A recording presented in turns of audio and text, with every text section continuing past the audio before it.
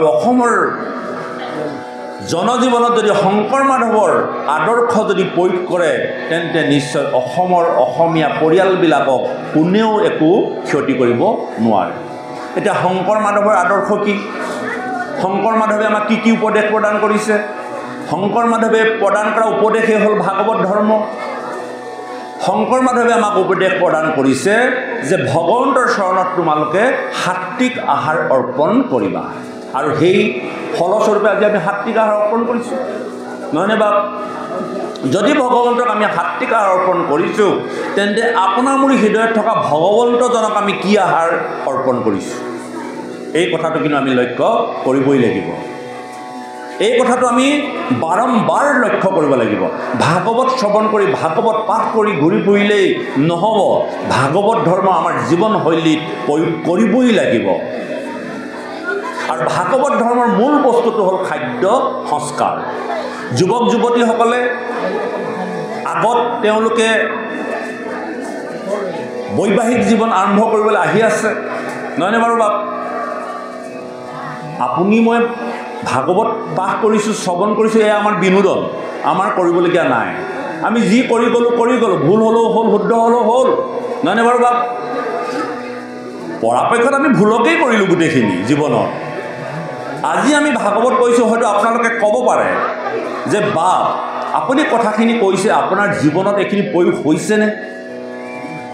সেই বা বৈষ্ণৱ আপোনালোকক আজি ভাগৱতৰ পবিত্ৰ আসনৰ পৰা ক'ব বিচাৰিছোঁ যে আমাৰ জীৱনত হৈ অহা ভুলখিনি আজি আমি শুধৰাব বিচাৰোঁ।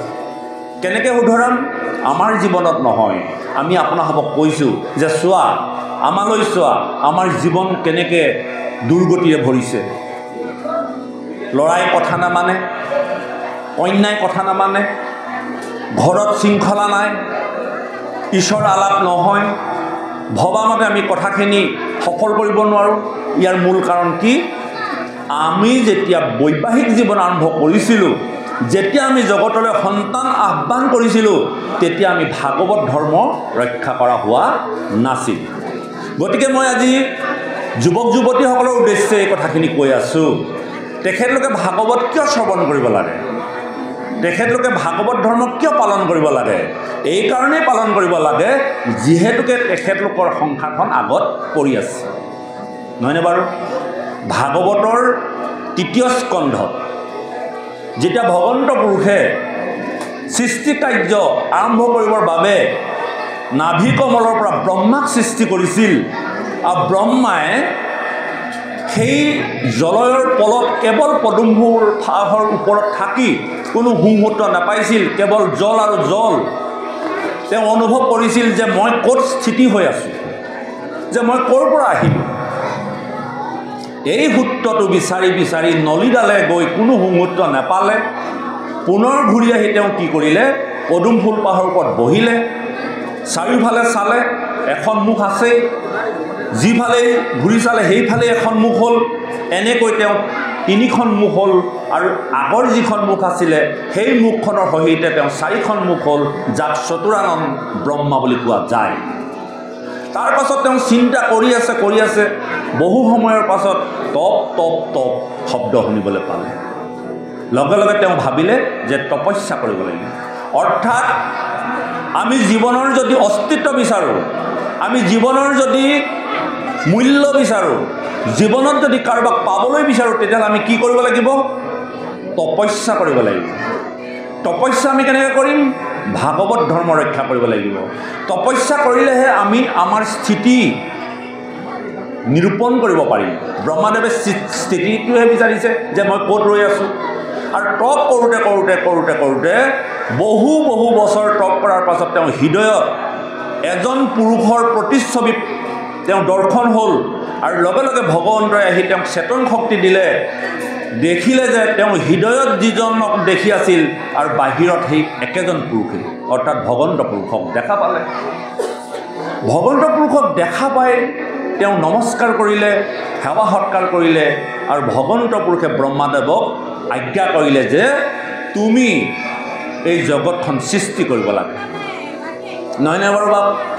যদি ব্ৰহ্মাদেৱে জগতখন সৃষ্টি কৰিবৰ কাৰণে সৰ্বপ্ৰথমে যদি ভগৱন্তক আৰাধনা কৰিছিল তেন্তে আমাৰ যুৱক যুৱতীসকলে সৃষ্টিখন কৰিবলৈ যোৱাৰ আগতে বা সংসাৰখন আৰম্ভ কৰিবলৈ যোৱাৰ আগতে ঈশ্বৰক ধ্যান ধাৰণা কৰাৰ যুক্তি আছেনে নাই নহয়নে বাৰু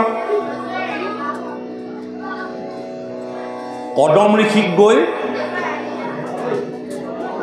ভগৱন্ত পুৰুষে কৈছিল যে হে ৰাম তুমি বিবাহ কৰা কদম ঋষিক কৈছিল বোলে মই বিবাহ কৰিম বোলে বিবাহ কৰিব লাগিব জগতৰ কল্যাণৰ কাৰণে আৰু বিবাহ কৰিবৰ কাৰণে ভগৱন্তই তেওঁ উপদেশ প্ৰদান কৰিছিল ব্ৰহ্মাদেৱ উপদেশ প্ৰদান কৰিছিল আৰু ব্ৰহ্মাদেৱৰ কথা মানি কদম ঋষিয়ে বহু বছৰ সাধনা কৰিলে আৰু সাধনা কৰাৰ পাছত ভগৱন্ত পুৰুষ তেওঁ দৰ্শন দিলে আৰু দৰ্শন দি কদম ঋষিয়ে কৈছিল যে হে ভগৱন্ত পুৰুষ তোমাক দৰ্শন কৰিলোঁ তোমাৰ আজ্ঞা মোৰ প্ৰতি প্ৰদান কৰা আৰু ভগৱন্ত পুৰুষে ক'লে যে তুমি বিবাহ কৰোৱা তো বিবাহ কৰোৱা বুলি ক'বলৈ যাওঁতে তেতিয়া কদম ঋষিয়ে কৈছিল যে হে প্ৰভু মই কন্যা ক'ত পাম বোলে নহয় তোমাৰ আশ্ৰমৰ সন্মুখত এগৰাকী কন্যা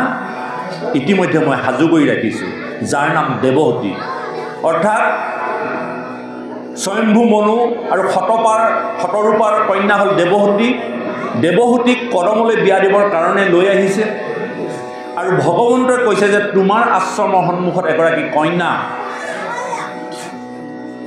ৰৈ আছে তুমি তেওঁক বিয়া কৰোৱা আৰু বিয়া কৰোৱাৰ পাছত আমাৰ যুৱক যুৱতী হ'লে বিয়া কৰোৱাৰ এবছৰ বা দুবছৰ পাছতে আমাৰ কন্যা সন্তান লাগেই আৰু যদি কন্যা সন্তানে হওক বা পুৰুষ সন্তানে হওক লাগেই যদি যুৱক যুৱতী হ'লে যদি বিয়া বাৰু কৰোৱাৰ পাছত সন্তান জন্ম দিব নোৱাৰে তেন্তে শহুৰ শাহুৰ গাত তৰণি নাইকিয়া হয় তেওঁলোকক সন্তান লাগে নহয়নে বাৰু স্বাভাৱিক কথা আমাৰ গাঁও অঞ্চলবিলাকত তেনেকুৱা ধৰণৰ ছবিখনেই প্ৰতিফলিত হয় কিন্তু কদম ঋষিয়ে যেতিয়া দেৱহতী কন্যাক বিয়া কৰোৱালে বিয়া কৰোৱাৰ পাছত কি কৰিলে এই কথাটো আমাক ভাগৱত ধৰ্মই দেখুৱাই দিয়ে কদম ঋষিয়ে বিয়া কৰোৱাৰ পাছত বহু বছৰ আকৌ সাধনা কৰিলে কি সাধনা কৰিলে বৈবাহিক জীৱনৰ বাবে এটি সন্তান লাগে আৰু সেই সন্তানটি পাবৰ কাৰণে ভগৱন্তৰ চৰণত আকৌ সাধনা কৰিলে আৰু সাধনাৰ অন্তত ভগৱন্ত পুৰুষে দৰ্শন দিলে আৰু দৰ্শন দি ক'লে যে কোৱা তোমাৰ ভক্তিত মই তুষ্ট হ'লোঁ তোমাক কি লাগে বোলে হে প্ৰভু তুমি বিয়া পাতিবলৈ ক'লা মই বিয়া পাতিলোঁ আৰু বিয়া বাৰু পতাৰ পাছত এই সংসাৰখনৰ কল্যাণৰ কাৰণে সতী সন্তান লাগে কিন্তু মোৰ এটা চত্ৰ আছে বোলে চত্ৰ কি মোক দিয়া সন্তানটি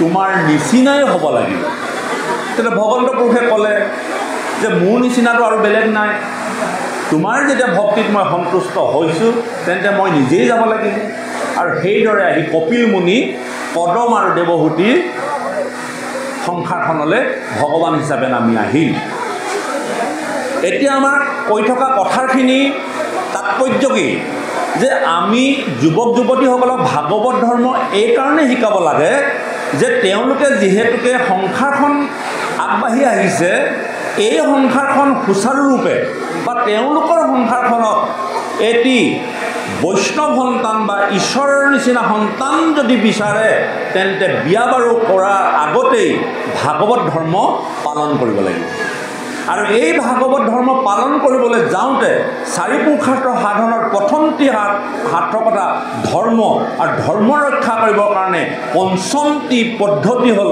খাদ্য সংস্কাৰ তেওঁলোকে এতিয়াৰ পৰাই কৰিব লাগিব নালাগিবনে যিখন হৃদয়ত নিতৌ জীৱ জন্তুৰ তেজ মঙহৰে খাই খাই অৰ্পণ কৰি থকা হৃদয়খনত কেতিয়াও এজন সুস্থ সন্তান জন্ম দিব নোৱাৰে সবল সন্তান জন্ম দিব পাৰিব কিন্তু মানসিকভাৱে সুস্থ সন্তান কেতিয়াও জন্ম দিব নোৱাৰে এজন সুস্থ সন্তান জন্ম দিবৰ কাৰণে যিটো সন্তানে জগতৰ কল্যাণ সাধন কৰিব এই সন্তানৰ কাৰণে সৰ্বপ্ৰথমে তেওঁলোকৰ ঔৰ আৰু কন্যাগৰাকীক গৰ্ভ সংস্কাৰ কৰিব লাগিব কেনেকৈ কৰিব যদি আপুনি আপোনাৰ যিটো চৰু য'ত ভাত বনায়, আমি সততে কোৱা শুনো বোলে আমাৰ এইটো ধৰ্মচৰু। যদি ধৰ্মচৰুৱে হয়, তেনেহেন ধৰ্মচৰুত গুৰুদেৱ নামভকত বুলি কৈ যি অন্ন পাক কৰা হয়, সেই চৰুটোত যদি আপুনি জীৱহিংসা কৰি তেজৰে ৰাঙলী কৰি যদি আপুনি নিতৌ যদি তাৰ সাধনা কৰি খাদ্য আপোনাৰ অন্তৰ্যামী ভগৱন্তক অৰ্পণ কৰি আছে, সেই ভগৱন্তই সেই খাদ্য গ্ৰহণ কৰিবনে? নে বা আজিতো আমি ইয়াতে অকণমান মাছ মাংস অৰ্পণ কৰি দিব পাৰিলোহেঁতেন, যিহেতুকে আমি খাওঁ, কিন্তু নকৰোঁ কেলে? এই ভগৱন্তজনক সদায় সাত্বিক আহাৰ আমি প্ৰদান কৰোঁ, আৰু সেই একেজন ভগৱন্তে আপোনাৰ হৃদয়ত নাইনে? বাহিৰে ভিতৰে তুমি গুৰু হৰি আছাহা চৈতন্য ৰূপে দিয়োক হুমতি তুমি বিনে গতি নাহিকে কৈলো স্বৰূপে। আপোনাৰ অন্তৰত যিজন ভগৱন্ত আছে, সেইজন ভগৱন্তক আমি গুৰু আসনত ভাৱনাৰ দ্বাৰা ভাবি পেলাই আমি বহুৱাই তাত আমি কি কৰিছোঁ? সাত্বিক আহাৰ প্ৰয়োগ কৰিছোঁ। গতিকে আমাৰ অন্তৰ্যামী ভগৱন্তকো আমি নিতে সেই দ্ৰব্য অৰ্পণ কৰিব লাগিব, যি দ্ৰব্যত হিংসা নীতি থাকিব নালাগিব। এইখিনিতে আপোনালোকক মই এটা কথা বৈজ্ঞানিক দৃষ্টিভংগীৰে দৰ্শন কৰাব বিচাৰিছোঁ বা যুৱক যুৱতীসকলক দেখুৱাব বিচাৰিছোঁ। যিহেতুকে আমি ভগৱন্তৰ অমৃতৰ সন্তান, আমি কোনো কাৰণতেই মাংসহাৰী নহয়, আমি শাকাহাৰী। আৰু শাকাহাৰীয়ে হ'ল শংকৰ মাধৱৰ ধৰ্মৰ নীতি আৰু আদৰ্শ। যিহেতুকে আপোনালোকে দেখিছে, আপোনালোকৰ ঘৰত মেকুৰী আছে, কুকুৰ আছে। মেকুৰীয়ে পানী কেনেকৈ খায়? চেলেকি খায়। কুকুৰে চেলেকি খায়, বাঘে চেলেকি খায়, নহয়নে বাৰু? গৰুটোৱে পানী কেনেকৈ খায়? পি খায়। হাতীয়ে পি খায়, ছাগলীয়ে পি খায়। আৰু তেওঁলোক কি? নিৰামিষ ভোজী, গছৰ শাক বন খায়। যদি কুকুৰটোৱেতো কেতিয়াও ঘাঁহ নাখায়, মেকুৰীটোৱেতো ঘাঁহ নাখায়, বাঘেতো ঘাঁহ নাখায়, তেওঁলোকে মাংসহাৰী জীৱবিলাকে পানী চেলেকি খায়। আৰু তৃণভোজী জীৱবিলাকে পানী পি খায়। আমি পি খাওঁ নে চেলেকি খাওঁ? পি খাওঁ। তেতিয়াহ'লে আমি মাংসহাৰী নে শাকাহাৰী? আমি নিৰামিষভোজী জীৱ। আমি বৈজ্ঞানিক কথা, যিহেতুকে মানৱ জাতি সম্পূৰ্ণভাৱে নিৰামিষভোজী, আৰু আমি যেতিয়া মাংসভোজী হ'বলৈ গ'লোঁ, তেন্তে আমাৰ আয়ুস কমি আহিলে। মেকুৰী কিমান বছৰ জীয়াই থাকে? 10 বছৰ। কুকুৰ 10 বছৰ, বাঘ 10-12 বছৰ, ইমানেই জীয়াই থাকে। কিন্তু হাতীটো 100 বছৰ, মানুহ 100 বছৰ। এইবোৰ জানো বৈজ্ঞানিক দৃষ্টিভংগী নহয়? গতিকে আমি সৰ্বপ্ৰথমে যুৱক যুৱতীসকলৰ প্ৰতি সেৱা ধৰিম। সৰ্বপ্ৰথমে তেওঁলোকৰ গৰ্ভখন বা ঔৰস যদি সংস্কাৰ কৰিবলগীয়া হয়, সৰ্বপ্ৰথমে খাদ্যৰ ওপৰত গুৰুত্ব দিব লাগিব। খাদ্যৰ ওপৰত গুৰুত্ব দিব লাগিব। এয়া হ'ল শাৰী পুৰুষাৰ্থ সাধন কৰিবলৈ যোৱা সৰ্বপ্ৰথম যিটো ধৰ্ম, তাৰ 6 নম্বৰ সংস্কাৰ। তাৰপাছত আমি সংস্কাৰৰ ওপৰত নিৰ্ভৰ কৰিব লাগিব কিহৰ? ভাৱৰ শুদ্ধিতা। আমাৰ ভাৱবিলাক শুদ্ধিতা কৰিব লাগিব। আৰু ভাৱবিলাক শুদ্ধিতা কৰিবৰ কাৰণে আমি হিংসা নীতি এৰিব লাগিব। এতিয়া আমাৰ ভাৱৰ শুদ্ধিতা হৈছে না? আমি সৰ্বপ্ৰথমে আত্মপৰীক্ষণৰ কথা চিন্তা কৰিব লাগিব। আমি নিজে নিজে পৰীক্ষা কৰি চাব লাগিব যে মই প্ৰকৃতাৰ্থত মোৰ ভাৱৰ শুদ্ধিতাটো হৈছেনে নাই। মোৰ কাষৰ ঘৰৰ মানুহে যদি গাড়ী এখন লৈছে, মোৰ কাষৰ ঘৰৰ মানুহে যদি ডাঙৰ বিল্ডিং এটা বনাইছে, বা মোৰ কাষৰ ঘৰৰ যুৱক যুৱতীসকলে যদি ভাল কাপোৰ পিন্ধিছে, তেন্তে মোৰ অকণমান ঈৰ্ষা ভাৱটো আহিছে নেকি? বা মই ঘৰত কৈছোঁ নেকি যে তেনেকুৱা সাজ এটা মোকো লাগে? বোলে দেউতা, কাষৰ ঘৰত ইমান ডাঙৰকৈ বিল্ডিংটো বনাইছে, আমাৰো বনাব লাগে। বোলে দেউতা, কাষৰ ঘৰে দেখোন গাড়ীখন আনিলে, আমাকো এখন লাগে।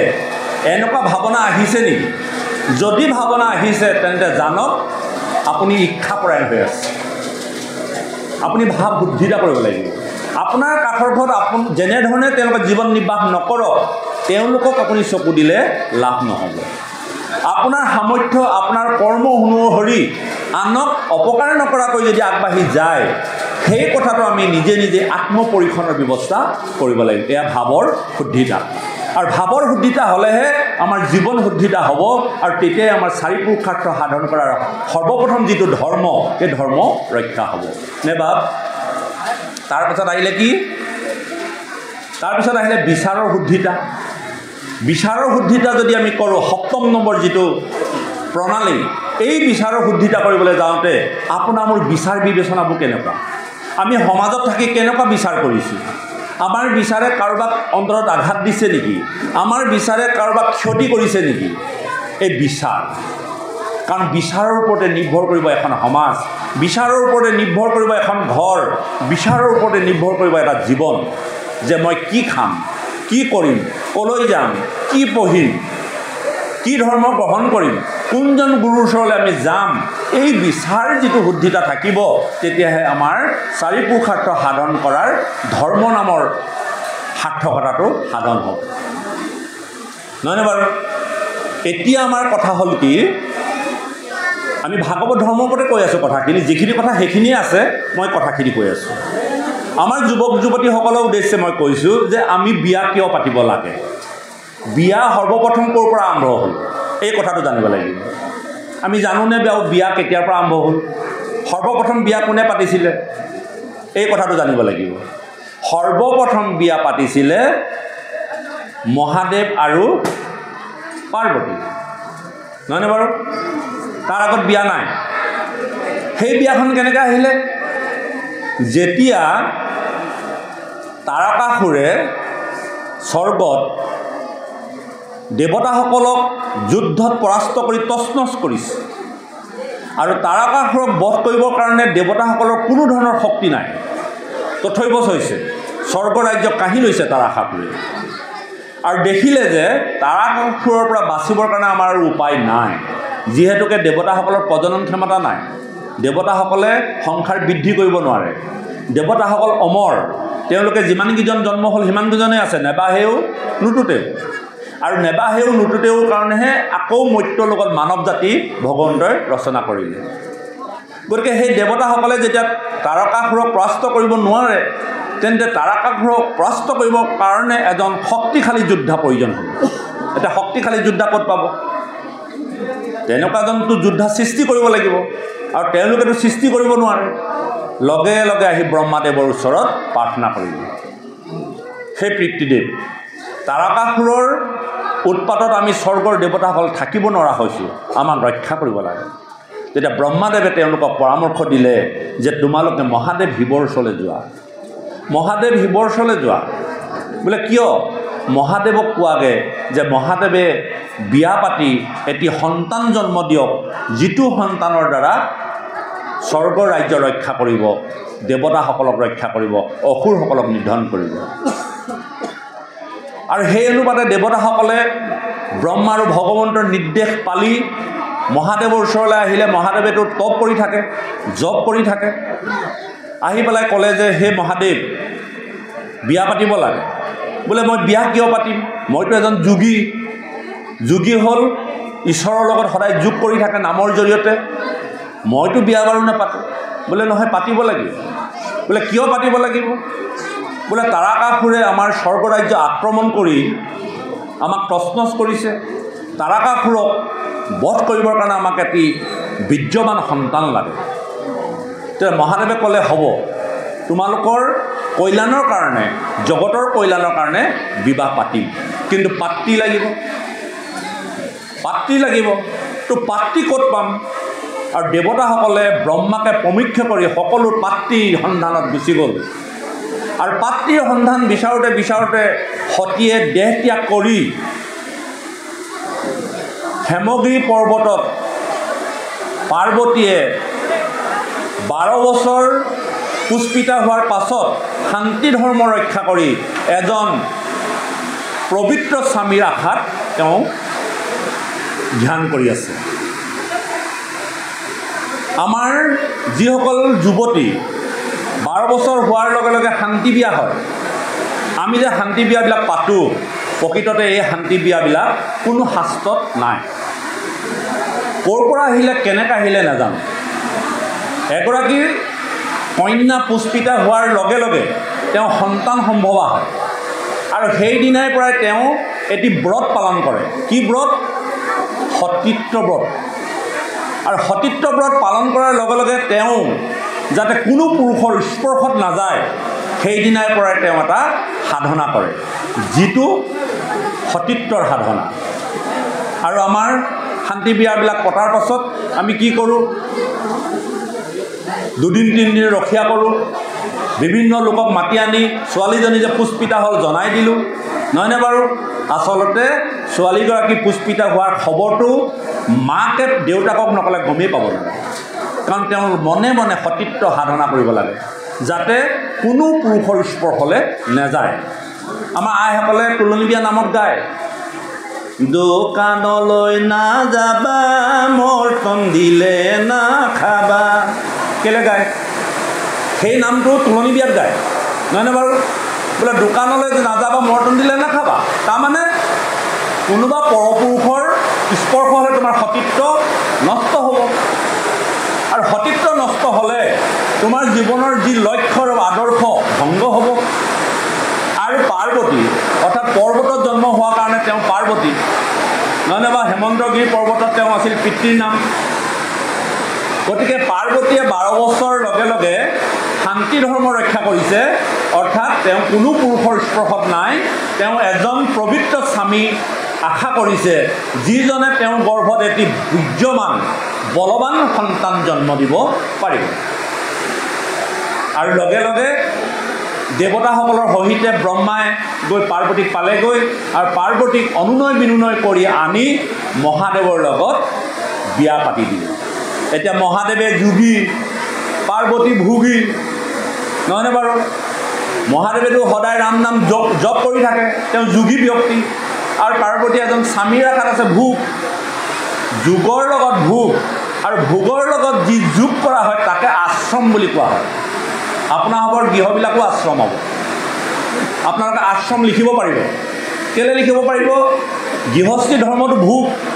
যদি ভোগত কেনেকৈ ঈশ্বৰৰ নাম যোগ কৰি দিব পাৰে, সেই গৃহখনেই আশ্ৰম হ'ব, নহয়নে বাৰু? গতিকে পাৰ্বতী আৰু মহাদেৱৰ মাজত বিয়া হ'ল। আজি এই কথাটো নজনাৰ কাৰণে আমাৰ জীৱনত, আমাৰ পৰিয়ালবিলাকত দুখ হয়। পাৰ্বতী আৰু মহাদেৱে বিয়া পাতিলে কিহৰ কাৰণে? জগতৰ কল্যাণৰ কাৰণে, অৰ্থাৎ তাৰাকাসুৰক বধ কৰিব, স্বৰ্গৰ দেৱতাসকলক ৰক্ষা কৰিবৰ কাৰণেহে বিয়া বাৰু পাতিছিল। আৰু আমি বিয়া বাৰু কেনেকৈ পাতোঁ? সংসাৰৰ দেখাত দেখি আমি বিয়া পাতোঁ, নহয়নে বাৰু? আৰু বিয়া পতাৰ লগে লগে হওক বা নহওক সন্তান এটা হ'ল, আৰু সেই সন্তানটোৰ কাৰণে আমি যিখিনি প্ৰস্তুতি বা যিখিনি পৰিৱেশ ৰচনা কৰিব লাগে, সেইখিনি কিন্তু আমি কৰা দেখা নাযায়। আজি ভাগৱত ধৰ্মই সেই কথাটো কৈছে যে তুমি সৃষ্টি কৰিবলৈ যোৱাৰ আগতে সৰ্বপ্ৰথমতে তুমি ভাগৱত ধৰ্ম গ্ৰহণ কৰা। এতিয়া আমাৰ বয়সস্থ লোকসকলৰ উপৰিও আমাৰ যুৱক যুৱতীসকলেহে ভাগৱত ধৰ্ম গ্ৰহণ কৰিব লাগে, নহয়নে বাৰু? আমি এতিয়া বহি থাকোঁ কোনসকল? যিসকলে আমি সংসাৰৰ সৃষ্টি কাৰ্য সামৰণি মাৰিলোঁ। গতিকে যদিও আপোনাসব বহি আছে, আপোনাসবে এই কথাখিনি নি পেলাই আপোনাসবৰ ঘৰত থকা যুৱক যুৱতীসকলক এই ভাগৱত ধৰ্মটো গ্ৰহণ কৰাব লাগিব। তাৰমানে বিয়া বাৰু পতাৰ আগতে ভাগৱত ধৰ্ম গ্ৰহণ কৰিব লাগিব। 4 পুৰুষাৰ্থৰ প্ৰথমটো যিটো ধৰ্ম সাধন, এই ধৰ্ম সাধন কৰিবৰ কাৰণে 7টা পদ্ধতি তেওঁ ৰক্ষা কৰিব লাগিব। নিতে গুৰুৰ গৃহৰ সেৱা সৎকাৰ কৰিব লাগিব, ভকত বৈষ্ণৱক সেৱা সৎকাৰ কৰিব লাগিব, ইন্দ্ৰিয় শোধন কৰিব লাগিব, বাক্য শোধন কৰিব লাগিব, খাদ্য শোধন কৰিব লাগিব, ভাৱৰ শোধন কৰিব লাগিব, বিচাৰৰ শুদ্ধিতা আনিব লাগিব, স্থানৰ শুদ্ধিতা আনিব লাগিব, দেহৰ শুদ্ধিতা আনিব লাগিব, নহয়নে বাৰু? এই শুদ্ধিতাখিনি যদি নিত্য নৈমিত্তিক যদি আমি কৰি থাকোঁ তেতিয়াহ'লে ভাগৱত ধৰ্ম ৰক্ষা হ'ব। আৰু সেই ভাগৱত ধৰ্ম ৰক্ষা কৰা সেই সতী সন্তানৰ গৰ্ভত যিটো সন্তান জগতলৈ নামি আহিব, সেই জগতত সেই সন্তানটোৱে হয়তো শংকৰদেৱ হ'ব, সেই সন্তানটোৱে মাধৱদেৱ হ'ব, সেই সন্তানটোৱে মহাত্মা গান্ধী হ'ব, সেই সন্তানটোৱে বিনোৱাজী বাবা হ'ব, সেই সন্তানটোৱে আপোনাৰ ৰামকৃষ্ণ পৰমহংস হ'ব। আমি ভাল সন্তান বিচাৰোঁ, আমাক ভালেই লাগে, নহয়নে বাৰু বাপ? বোলে বাপ ছোৱালী এজনী চাব দেই ল'ৰাটোৰ কাৰণে, বোলে কেনেকুৱা, অলপ ভাল ঘৰ ধৰিব পৰা, সতী সাধৱী হ'লে ভাল। এই বাপ আপোনাৰ ল'ৰাটো কিমান শান্ত, বা আইজনে বিচাৰে বোলে দৰা এটা চাবা দেই, ল'ৰাটো হ'লে ভাল হ'ব লাগিব, বোলে কেনেকুৱা ভাল হ'ব লাগিব, চাকৰি তাকৰি কৰা হ'লে ভাল, চাকৰি এটা থাকিব লাগে, গাড়ী চাড়ী সা সম্পত্তি থাকিব লাগে, নহয়নে বাৰু? কিন্তু পাৰ্বতীয়ে দৰা কেনেকুৱা বিচাৰিছিলে? পাৰ্বতীয়ে যিটো দৰা বিচাৰিছিলে যে শিৱই কি পিন্ধে, বাঘৰ ছাল, গাত ভস্ম ধূলা, শিৰত জটা, ৰুদ্ৰাক্ষ মালা, নৰমুণ্ড মালা। তেতিয়া পাৰ্বতী ইমান সুন্দৰী, জগতৰ এগৰাকী সুন্দৰী, আৰু তেওঁৰ স্বামীজন কেনেকুৱা? আচলতে আমি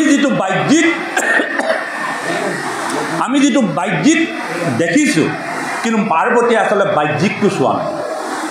যেতিয়া মহাদেৱ শিৱই পাৰ্বতীক আনিবলৈ গৈছিল, তেতিয়া দক্ষই মহাদেৱ শিৱক তিৰস্কাৰ কৰিছিল, আৰু পাৰ্বতী মাকে ওলাই আহি দেখিছিলে যে হাই ভগৱান, মোৰ কন্যাগৰাকী এনেকুৱা এজন স্বামীকেই পূৰণ কৰিবনে?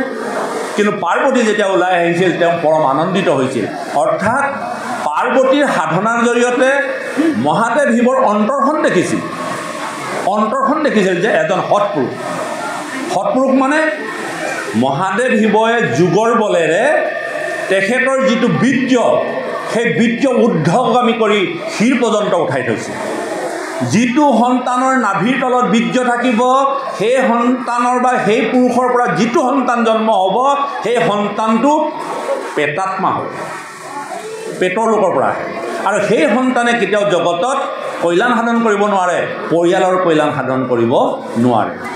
মনত ৰাখিব, মহাদেৱ শিৱৰে যোগৰ বলেৰে তেওঁ বীৰ্য নাভিৰ তলৰ পৰা ঊৰ্ধ্বগামী কৰি শিৰলৈকে ঊৰ্ধ্বগামী কৰিছে, আৰু শিৰলৈ যেতিয়া ঊৰ্ধ্বগামী হ'ব, সেই বীৰ্যৰ দ্বাৰা যিটো সন্তান জগতলৈ নামি আহিব, আৰু সেই সন্তানে জগতৰ কল্যাণ সাধন কৰিব। মহাদেৱ শিৱৰ সন্তান দুটা নামি আহিলে নহয়, কি নাম? গণেশ আৰু কাৰ্তিক, নহয়নে? আজি সকলোৱে বিবাহৰ চিঠিখনত গণেশৰ মূৰ্তিটো দিয়ে, কিয় দিয়ে? অৰ্থাৎ বিঘিনি নাশক গণেশক তেওঁলোকে পূজা কৰে। কিন্তু গণেশক পূজা কৰি থাকিলে হ'ব জানো? গণেশৰ নীতি আৰু আদৰ্শকহে পূজা কৰিব লাগিব। গণেশৰ নীতি আদৰ্শ কি আছিলে? গণেশৰ মাথাটো ডাঙৰ, হাতীৰ মূৰ, অৰ্থাৎ জ্ঞানৰ ভাণ্ডাৰ। আপোনাৰ মোৰ সতী সন্তানবিলাক যদি জ্ঞানী হয়, তেতিয়াহ'লে বিঘিনি নাথাকে। আজি জ্ঞান নাই কাৰণে বিঘিনি আহিছে, নহয়নে বাৰু? গতিকে গণেশৰ যে জ্ঞান আছে, এই কথাটো দেৱৰ্ষি নাৰদে প্ৰমাণ কৰি দেখুৱাইছিল। কাৰ্তিক আৰু গণেশ এদিন বহি আছিল পিতৃ মাতৃৰ কাষত। দেৱৰ্ষি নাৰদে গৈ ক'লেগৈ যে তোমালোকৰ ভিতৰত কোনজন শ্ৰেষ্ঠ? ইজনে ক'লে মই শ্ৰেষ্ঠ, ইজনে ক'লে মই শ্ৰেষ্ঠ। তেন্তে পৰীক্ষা কৰা যাওক, যোৱা তোমালোকে তীৰ্থ দৰ্শন কৰা, যিজনে সোনকালে আহি পিতৃ মাতৃৰ ওচৰত পাবা, সেইজনেই শ্ৰেষ্ঠ। কাৰ্তিকে ভাবিলে মোৰটোৰ বাহন ময়ূৰ, মই লগে লগে উৰা মাৰিলেই, নিগনিটোৱেনো ক'ত যাব পাৰে? নিগনিটোৱে ভাবিলে যে পিতৃ মাতৃতকৈ আৰু তীৰ্থ বেলেগ নাই। আমি যুৱক যুৱতীসকলক আজি ক'ব বিচাৰিছোঁ ভাগৱত ধৰ্মৰ মতে যে তেওঁলোকে ভগৱান বিচাৰি ঘূৰি ফুৰে, বিভিন্ন ধৰণৰ মঠ মন্দিৰ নামঘৰ, এই নামঘৰ বন্তিগছ নিদিয়ে, গৈ ঢেকীয়াখোৱাত দিবগৈ। ঢেকীয়াখোৱাত বোলে ভগৱানজন অকণমান শক্তিশালী ডাঙৰ, পৰীক্ষাটো আহিছে, ঢেকীয়াখোৱাতহে দিব লাগে। ঘৰৰ আগত সদায় বন্তি জ্বলোৱা নামঘৰত কিন্তু সেই বন্তিগছ নজ্বলায়, নহয়নে বাৰু? অৰ্থাৎ জ্ঞান নাই। আজি গণেশৰ জ্ঞান আছে, তেওঁ উপলব্ধি কৰিলে যে পিতৃ মাতৃতকৈ আৰু তীৰ্থ বেলেগে নাই। পিতৃ মাতৃক চাৰিওফালে পৰিভ্ৰমণ কৰি ৰৈ আছে। কাৰ্তিকে সমস্ত তীৰ্থ দৰ্শন কৰি আছে, দেখিলে যে গণেশে নগ'লেই নেকি, গতিকে শ্ৰেষ্ঠ মই। তেতিয়া দেৱৰ্ষি নাৰদে ক'লে যে হে দেৱৰ্ষি, আপুনি কওক শ্ৰেষ্ঠ কোন? নিশ্চয় ময়ে হ'ম। গণেশটো যাবই নোৱাৰিলে। তেতিয়া দেৱৰ্ষি নাৰদে কৈছিল যে তুমি কিমান তীৰ্থ দৰ্শন কৰিলা ক'লে বোলে বৃন্দাবন গকুল মথুৰা এনেকৈ কিছুমান তীৰ্থৰ নাম ক'লে বোলে চোৱা তোমাৰ ভাতৃ গণেশে কিন্তু তুমি কেইখনমান তীৰ্থহে দৰ্শন কৰিলা তোমাৰ ভাতৃ কিন্তু গণেশে সমস্ত পৃথিৱীৰ তীৰ্থ দৰ্শন কৰিলে বোলে কেনেকৈ চোৱা তোমালোকক জন্ম দিয়া পিতৃ মাতৃতকৈ শ্ৰেষ্ঠ তীৰ্থ এই জগতত আৰু নাই যিখিনি ভগৱান আছে সেই ভগৱান কেৱল পিতৃ মাতৃ দেখা ভগৱান গতিকে গণেশে দেখা ভগৱানক দৰ্শন কৰিলে আৰু সমস্ত পৃথিৱীৰ তীৰ্থ দৰ্শন কৰিলে গতিকে শ্ৰেষ্ঠ গণেশ গতিকে আজি গণেশৰ ছবি দি পেলাই আমি বিবাহ আৰু পত্ৰবিলাকত দিওঁ আচলতে গণেশক পূজা কৰি থাকিলে নহ'ব গণেশৰ গুণখিনি আমি পূজা কৰিব লাগিব গতিকে মই যুৱক যুৱতীসকলক এই কথাটো কৈছোঁ যে ভগৱান বিচাৰি নামঘৰত যোৱাৰ তেওঁলোকৰ কোনো প্ৰয়োজন নাই আজি ভাগৱত ধৰ্মই এই কথাটো শিকাব যে ইয়াৰ পাছতে আছে পিতৃ মাতৃৰ কথা আছেই যে পিতৃ মাতৃক যদি নিতৌ সেৱা সৎকাৰ কৰে তেন্তে তেওঁলোকে কোনো নামঘৰ কোনো ভাগৱত পঢ়াৰ প্ৰয়োজন নাই মাত্ৰ পিতৃ মাতৃ যে আদি গুৰু পিতৃ মাতৃয়ে যে ভগৱান এই কথাটো বুজাবৰ কাৰণে ভাগৱত ধৰ্ম আৰু বেলেগ কথা নাই দক্ষিণ ভাৰতত এজন ভগৱান আছে সেই ভগৱানজন বৈঠাল ভগৱান এটা ইটাৰ ওপৰত সেই বৈঠাল ভগৱান বহি আছে সেই গাঁওখনতে এজন যুৱক আছে নাম কুন্দুলীয়ে একো নকৰে ৰাতিপুৱাই পিতৃ মাতৃক সেৱা সৎকাৰ কৰে খাবলৈ ববলৈ যোগাৰ যন্ত্ৰ কৰি দিয়ে পিতৃ মাতৃৰ কি অভাৱ আছে সেইখিনি সংগ্ৰহ কৰে কৰি পেলাই তেওঁ কৰ্মত গুচি যায় পুনৰ কৰ্মৰ পৰা আহি আকৌ গধূলিত পিতৃ মাতৃয়ে কি খালে কি বোলে কেনেকৈ আছে সকলো চৰ্চা কৰি থাকে কোনো ধৰণৰ নামঘৰ মছজিদ মন্দিৰলৈ নেযায় আৰু সেই বৈঠাল ভগৱানক যোনে যেনেধৰণে ভাবে তেনেধৰণে মনোকামনা পূৰ কৰে তেওঁ ভগৱানে জানে এই অঞ্চলৰ সকলো লোক মোৰ ওচৰলৈ কিবা নহয় কিবা বিচাৰি আহে কিন্তু এই যে কুন্দুলী বুলি যে যুৱকজন আছে তেওঁ দেখোন মোৰ ওচৰলৈ নাহে কি কথা সমস্ত লোক আহে অন্যহাতে কুন্দুলী ঘৰৰ অৱস্থা ভালো নহয় কিন্তু কুন্দুলী নাহে মোৰ ওচৰলৈ এদিন বৈঠাল ভগৱান কুন্দুলীৰ ঘৰত আহি উপস্থিত হ'ল দৰ্জাত টুকৰ দিলে কুন্দুলীয়ে ভিতৰৰ পৰা মাত দিছে কোন বোলে মই বৈঠাল ভগৱান বোলে মই পিতৃ মাতৃ শুশ্ৰূষা কৰি আছোঁ বৈঠাল ভগৱান বাহিৰতে ৰৈ আছে আৰু কুন্দুলীয়ে পিতৃ মাতৃক শুশ্ৰূষা কৰাৰ পাছত দৰ্জাৰ মুখত আহি দেখিলে যে বৈঠাল ভগৱান আহি তেওঁ দৰ্জাৰ মুখত ৰৈ আছে ওচৰতে ভগা ইটা এটা আছিল ভগা ইটাটো দলি মাৰি দিলে যে তাতেই তুমি বহা তাতেই ৰোৱা যে মই পিতৃ মাতৃ শুশ্ৰূষা আৰু বাকী আছে মই কৰি লওঁ তেতিয়া বৈঠাল ভগৱানে কুন্দুলীক ক'লে কুন্দুলী মই বৈঠাল ভগৱান তোমাৰ ঘৰত আহিছোঁ সমস্ত লোকে মোৰ পৰা কিবা নহয় কিবা বিচাৰে তুমিতো বহুত দৰিদ্ৰ তুমিতো মোৰ ওচৰত এবাৰো কিবা বিচাৰি যোৱা নাই কিয় নিবিচাৰা তেতিয়া কুন্দুলীয়ে কি কৈছে জানেনে যে মোক কোনো প্ৰয়োজন নাই তেতিয়া ভগৱানে কৈছে কিয় প্ৰয়োজন নাই হে ভগৱান মই জীৱনত যিটো পাইছোঁ আৰু মোৰ পাবৰ কোনো ইচ্ছা নাই যি সন্তানে পিতৃ মাতৃক সেৱা কৰিবলৈ সুযোগ আৰু সুবিধা পাইছে তেওঁ কোনো ভগৱানৰ প্ৰয়োজন নাই তেওঁ জীৱনত আৰু পাবলৈ একো বাকী নাই আছে নেকি কওকচোন বহু সন্তানে জন্ম হৈ পিতৃ মাতৃৰ মুখ দেখা নাই মাতৃৰ মৰম কি পিতৃৰ মৰম কি বুজি পোৱা নাই আজি সেইজন সন্তান সৌভাগ্যপূৰ্ণ যিজনে পিতৃ মাতৃক শ্ৰদ্ধা আৰু সেৱা কৰিবলৈ সুযোগ আৰু সুবিধা পাইছে গতিকে কুন্দুলীয়ে কৈছে তোমাৰ পৰা মই পাবলগীয়া একো নাই যিটো মই পাই আছোঁ এয়াই হ'ল মোৰ শ্ৰেষ্ঠ প্ৰাপ্তি অৰ্থাৎ মই পিতৃ মাতৃক সেৱা শুশ্ৰূষা কৰিবলৈ সুযোগ আৰু সুবিধা পাইছোঁ নহয় ভগৱানৰ আকৌ এটা নিয়ম আছে সেই বৈঠাল ভগৱান মানে কৃষ্ণ তাত সেই দক্ষিণ ভাৰতত বৈঠাল বুলি কয় নহয় তুমি কিবা নহয় কিবা ল'ব লাগিব মই যে দৰ্শন দিলোঁ তোমাক তোমাৰ ভক্তিত মই সন্তুষ্ট হৈছোঁ। অৰ্থাৎ পিতৃ মাতৃক সেৱা কৰা মানে তেওঁক সেৱা কৰা নহয় জানো?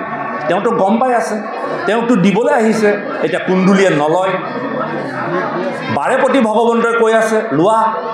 তেতিয়া কুণ্ডলীয়ে কৈছিল, যদি তুমি সঁচাকৈ মোক কিবা এটা দিব বিচাৰিছা, তেন্তে ওচৰতে থকা ভগা ইটাটো দলি মাৰি দিলে এই ইটাতে তুমি যুগ যুগ বছৰ ধৰি খাৰা হৈ থাকা, যাতে নৱপ্ৰজন্মৰ যুৱক যুৱতীসকলে বুজি পাওক যে পিতৃ মাতৃক সেৱা কৰিলে ভগৱান মন্দিৰৰ পৰা ঘৰলৈ নামি আহিব। আজিও এটা ভগা ইটাৰ ওপৰত বৈঠাল ভগৱান বহুৱাই থৈছে।